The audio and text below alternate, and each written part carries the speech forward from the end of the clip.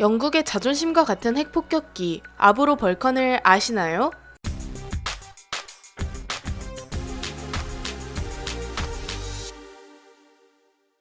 안녕하세요, 지식스토리입니다. 이번에는 과거 영국이 개발했던 폭격기에 대해 알아볼 텐데요. 제2차 세계대전으로 영국은 쑥대밭이 되어가고 있었습니다. 독일 공군의 영국 대공습으로 인해 영국의 피해가 막심했죠. 영국은 이런 전쟁을 빠르게 끝낼 수 있는 미친 무기가 필요하게 되었고 미국과 함께 핵폭탄을 만들기로 합의합니다.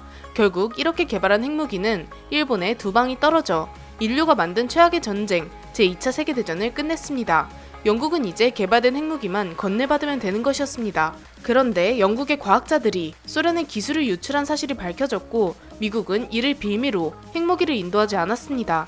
결국 영국은 스스로 핵무기를 만들 수밖에 없었죠. 핵무기를 보유해야 영국을 지킬 수 있을 것이라 판단했기에 필사적으로 핵을 개발했습니다. 그런데 핵을 만들면 그걸로 어떻게 공격해야 할지 고민이 생깁니다. 당시 핵무기를 투하할 수단은 폭격기가 전부였습니다. 영국은 적국이 될 가능성이 높은 소련에 전략적 목표까지 핵을 투하하고 돌아올 수 있는 폭격기가 필요하게 되었습니다. 핵 개발은 1946년 8월부터 시작되었고 얼마 뒤인 1947년 1월 영국 공군 사령부에서 V 폭격기라는 이름의 요구서가 발행되었습니다. 요구된 스펙은 4.5톤의 핵무기나 9.1톤의 재래식 폭탄을 실을 수 있어야 하며 순항 속도는 마하 0.75 그리고 15km 이상의 고도로 비행이 가능해야 합니다. 또한 2800km 밖에 있는 목표물까지 핵을 투하하고 돌아올 수 있어야 한다는 것이었죠. 당시에는 공중급유기도 도입되지 않아 저 정도 거리를 왕복하는 것은 상당히 힘들었습니다. 폭격기의 자체 중량을 획기적으로 줄여야 했는데 당시 기술 수준으로는 힘든 도전이었습니다. 그럼에도 6개의 업체가 제안서를 보내왔죠. 6개의 업체 중 아브로라고 하는 항공회사에는 이미 이 연구를 진행 중인 로이 체드윅이라는 연구자가 있었습니다. 이 사람은 이미 랭커스터와 맨체스터라는 유명한 폭격기를 개발했던 이력이 있기에 굉장히 믿을만했죠. 결국 영국 공군에서는 로이 체드윅이 이끄는 아브로 항공회사 설계팀의 제안서가 채택되었습니다. 그런데 1947년 8월 23일 아브로사의 시제기 테스트를 하다 로이 체드윅이 사망하고 말았습니다. 영국 공군은 매우 당황했지만 아브로 항공을 믿고 계획을 추진해 나갑니다. 아브로는 영국 공군의 조건을 맞추기 위해 독특한 형태의 항공기를 추진했습니다.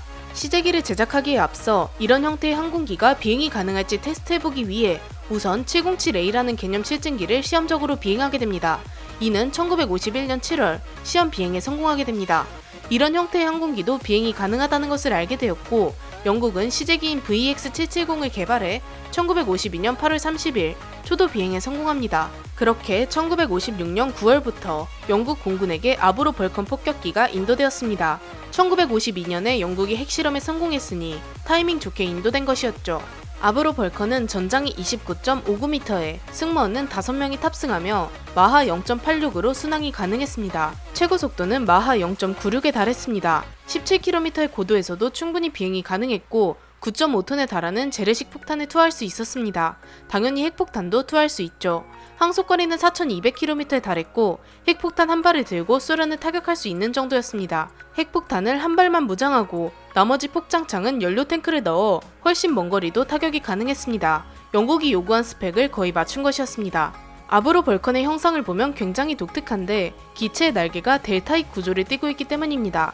즉 날개가 완전히 삼각형에 가깝다는 것이죠. 그리고 제트 엔진이 총 4개가 있어 엄청난 추진력을 보여줍니다. 이런 특징들은 기체의 속도를 훨씬 높여줍니다. 그리고 엄청 얇게 만들어 공기 저항을 줄였습니다. 공기 저항을 줄여 장거리 폭격이 쉽게 하려 한 것인데 납작하고 독특한 엔진 흡입구 덕분에 레이더 반사 면적까지 엄청나게 줄었습니다. 원래 폭격기는 비교적 자신을 지키기 힘든 기체입니다. 그래서 벌컨은 승무원을 보호하는 시스템에 넣었는데요. 벌컨은 핵을 투하하는 목적으로 개발되었기 때문에 이후 발생하는 방사능을 막기 위한 특수 도색이 되어 있습니다. 이는 승무원과 기체의 안전을 지켜준다고 합니다. 또한 경우에 따라 총 7명까지 탑승이 가능한 벌컨은 1층과 2층의 승무원실이 분리되어 있습니다. 대부분의 폭격기는 비상시 뛰어내려야 하지만 벌컨은 2층에 있는 승무원의 경우 사출이 가능합니다. 일부 사출 좌석을 적용해 승무원의 생존성을 높인 것이죠. 아브로 벌컨은 과거 아르헨티나와 전쟁을 벌인 포클랜드 제도에서 활동했는데요. 먼 거리를 이동 중이었기 때문에 공중급유는 필수였습니다. 그런데 공중급유를 받던 벌컨 한 기의 연료 주입구가 파손되는 사고가 일어났습니다. 이 벌커는 조금이라도 멀리 갈 수 있도록 모든 미사일과 폭탄을 대서양에 버리고 브라질로 회항했습니다. 엉겁결에 벌컨을 맞게 된 브라질은 아르헨티나와 영국 사이에 껴서 곤란해하며 벌컨을 억류하고 있었습니다. 그런데 전쟁이 9일 뒤 끝나버렸고 다시 영국에게 벌컨을 돌려주었죠. 당시 벌컨은 한 기에 11억 원이었으며 현재 가치로 800억 원 가량일 것으로 추정됩니다. 총 136대가 생산된 아브로 벌컨은 1984년에 단 한 기를 남기고 전량 퇴역했습니다. 한 기 남은 XH-558기는 이후 다시 복원해 비행을 계속했고 2015년 10월 완전히 퇴역하여 박물관에서만 볼 수 있는 폭격기로 자리 잡았습니다. 이 발컨은 영국에서도 꽤나 마음에 들어했던 만큼 꾸준히 개량을 진행해 초도형인 B1을 시작으로 전자전 대응 시스템이 도입된 B1A, 날개를 넓히고 얇아지게 했으며 엔진을 업그레이드 시켜 기동성이 좋아진 B2, 공중급유기 형태인 K2 등으로 사용되었습니다. 아브로 벌컨은 영국의 건재함을 대외적으로 보여주는 가장 강력한 증거 중 하나였습니다. 이렇게 영국의 자부심, 아브로 벌컨 폭격기에 대해 알아보았는데요. 영상을 재밌게 보셨다면 구독과 좋아요 부탁드립니다. 감사합니다. 지식스토리였습니다.